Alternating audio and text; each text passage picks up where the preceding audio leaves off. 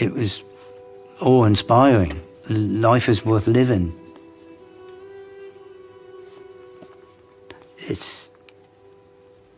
For me, it's tearful. I'm sorry.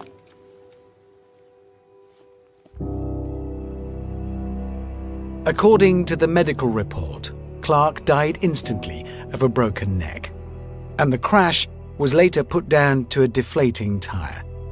When he died, he was just 32, but in his short career, he had racked up some truly incredible achievements.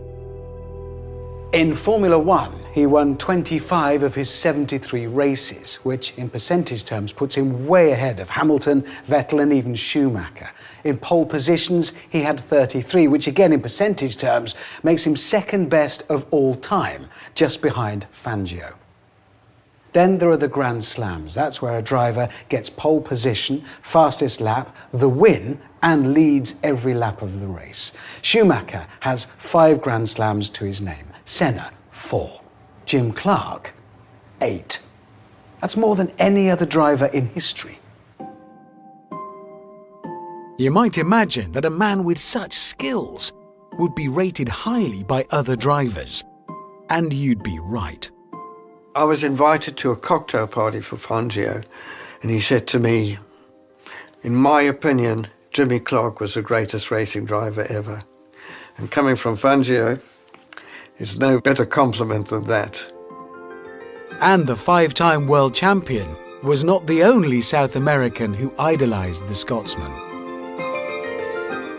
At Clark's old school in Edinburgh, there's a plaque commemorating his achievements.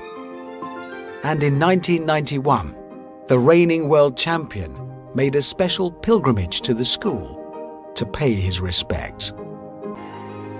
By the manner in which Jim Clark drove, and I just followed him. He was a gentleman. He was a gentleman and a gentleman. It's a pity he's not around now, because it'd be nice to have him.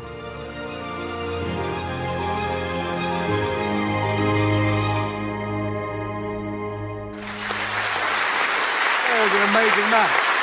It's just incredible. All of that's amazing. What I find truly amazing is how many championships he took part in. I mean, can you imagine Lewis Hamilton getting out of his Formula One car and saying, I haven't got time for any interviews because I've got to go off and do a touring car race? Exactly. Just wouldn't. And he did. The other thing that's worth remembering is back in the early 60s, if you went to Australia, if you flew to Australia, that meant 8 stops. Yeah. And there were no flatbed, there weren't even any movies. Yeah, and let's not forget, he'd get off that aeroplane, do a race, win it, obviously, then get on another aeroplane straight away to France to win a race there. No, it is astonishing. I mean, everybody has a favourite racing driver. I'm sure everybody here does as well. It's, you know, it's the Senna, Schumacher, Villeneuve, Romain Grosjean, Fangio. But if you use maths to measure a driver's greatness, you have to conclude it was Jim Clark. Good night.